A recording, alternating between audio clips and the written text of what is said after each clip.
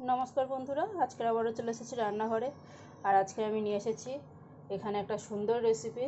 আর এই প্রথমবার আমার চ্যানেলে নিয়ে এসেছি, সেটা হচ্ছে পনির। এখানে দেখুন, পনিরটাকে আমি দু রকমভাবে কেটেছি। একটা হচ্ছে এরকম, একটা হচ্ছে এরকম চৌকো। নিজেদের পছন্দ মতো অবশ্যই কাটতে পারেন, আমি নিজের মতো করেই কেটেছি। এখানে আমি প্রায় 200 গ্রাম মতো পনির নিয়েছি। আর এখানে নিয়েছি বাটার মশলার জন্য, এটাকে আমি মিক্সিতে বাটবো। এখানে নিয়েছি 8-10টা কিশমিশ, এক টুকরো আদা এবং কুচি করে নিয়েছি, 4 পিস নিয়েছি এখানে রসুন। আর এখানে নিয়েছি 3 টুকরো পনির। এখানে নিয়েছি ঝাল অনুযায়ী কাঁচা লঙ্কা, 2টো না 3টে নিয়েছি এরকম করে টুকরো করে। আর এখানে নিয়েছি ভাঙা ভাঙা কাজু বাদাম, এই বেশ কটা নিয়েছি, 2-3 চামচ মতো। আর এখানে নিয়েছি হাফ বাটির থেকেও কম একটু দই, টক দই নিয়েছি। আর এখানে নিয়েছি মশলা। এখানে মানে বড় বড় টুকরো করে একটা টমেটো কেটে নিয়েছি, একটা পেঁয়াজ কেটে নিয়েছি এইভাবে ছাড়িয়ে নিয়েছি, আর একটা ক্যাপসিকাম নিয়েছি, সবকে এইভাবেই কেটেছি। আর এখানে আলাদা একটা পেঁয়াজ নিয়েছি, সেটা হচ্ছে এরকম মিহি করে যতটা কুচনো করে পারা যায় সেরকম করেই কেটেছি। এটাকে ফোড়নে দেব, এটাকে আমি মিক্সিতে বাটবো। তার আগে ওদিকে কড়াই বসিয়ে দিয়েছি।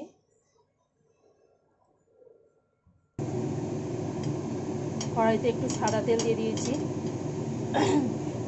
প্রায় গরম হয়ে গেছে। এবারে আমি পেঁয়াজ আর ক্যাপসিকামটাকে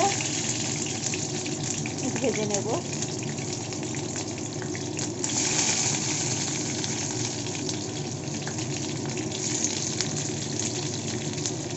আজকে আমি স্টিলের কড়াইতে রান্না করছি আবারও, কারণ কড়াই পনিরটা এরকম ধরনের কড়াইতে রান্না করলে দেখতে ভালো লাগে আর নিজে ভালো লাগে।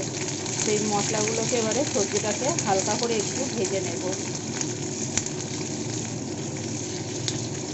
এখানে টমেটোটাও দিয়ে দেবো একবারে, দিয়ে আমি ভেজে নেব। এখানে আমার সবজিটা বেশ ভালো করে ভেজে নিয়েছি মোটামুটি একটা। এবার এগুলোকে আমি তুলে নিয়ে এই তেলেই পনিরটাকেও একটু ভেজে নেব।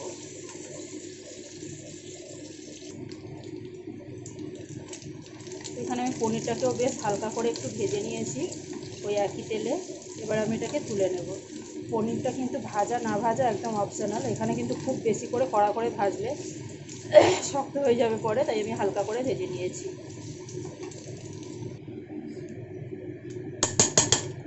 এই তেলের উপরেই এখন আমি দিয়ে দিলাম এখানে 1 চামচ মতো ঘি, বড় চামচ এটা, 1 চামচ মতো ঘি দিয়ে দিলাম। এখন আমি ফোড়নে এখানে গোটা গরম মশলা,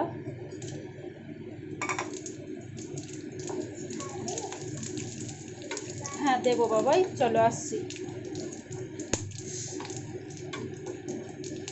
এখানে ফোড়নে আমি সরি বন্ধুরা, এখানে ফোড়নে আমি দিয়েছি শুকনো লঙ্কা, তেজপাতা, গোটা জিরে আর দালচিনি, লবঙ্গ আর এলাইচি। এটাকে দিয়ে বেশ ভালো করে ভেজে নিলাম। এবার পেঁয়াজটাকে দিয়ে দিলাম, কুচনো পেঁয়াজটাকেও বেশ ভালো করে একটু ভেজে নেব।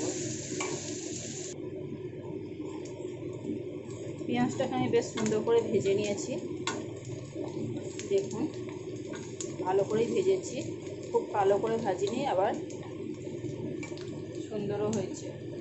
এখানে আমি এবারে দিয়ে দেবো ধনে গুঁড়ো, জিরে গুঁড়ো আর হলুদ গুঁড়ো।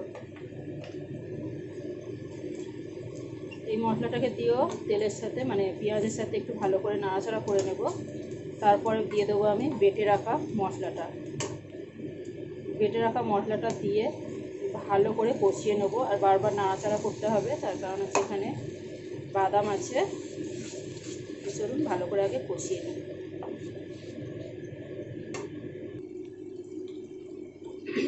মশলাটাকে ভালো করে কষিয়ে নিয়েছি, নিয়ে একটু জল দিয়ে দিয়েছি, কারণ তাড়াতাড়ি কড়াইতে লেগে যাচ্ছিল, তাই আমি একটু জল দিয়ে দিয়েছি। মশলা থেকে তেল ছেড়ে দিয়েছিল।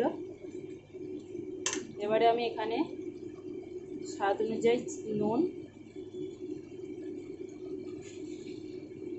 আর স্বাদ অনুযায়ী চিনি দিয়ে দিলাম।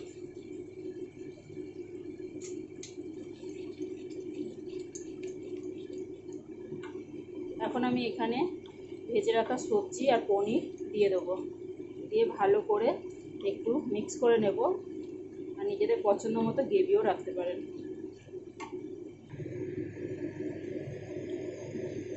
এখানে আমি সব কিছু দিয়ে একটুখানি নাড়াচাড়া করে দিয়েছি, পনির আর সবজি সব দিয়ে দিয়েছি। ব্যাস 2 মিনিট ফুটিয়ে নেব জল দিয়ে। গ্যাসটাকে বাড়িয়ে দিলাম আর এটাকে মিক্সিটাকে ধুয়ে একটু জল দিয়ে দিলাম। জলটা অবশ্যই নিজের পছন্দ মতো, কিন্তু খুব বেশি জল তো দেওয়া যাবে না, ঝোল যেন খুব বেশি না হয়। নামাবার আগে শুধু আমি একটু ঘি দিয়ে নামিয়ে নেব। আমার রেসিপিটা কমপ্লিট বন্ধুরা। আজকের ভিডিওটা কেমন লাগলো অবশ্যই একটা লাইক কমেন্ট শেয়ার করে আমাকে জানাবেন। ভালো লাগলে আমার চ্যানেলটাকে সাবস্ক্রাইব করবেন। আর আমার ভিডিও দেখার জন্য বন্ধুদের অনেক অনেক ধন্যবাদ। আজকের এই কড়াই পনিরটা একদম নিজের পছন্দ মতো, মানে আমার স্টাইলে, এক্স্যাক্ট কড়াই পনিরের মতো ঠিক করিনি, কিন্তু আমি এটাকেই কড়াই পনির বলি। যদি একই মনে হয় তো আমাকে অবশ্যই কিন্তু কমেন্ট করে জানাবেন।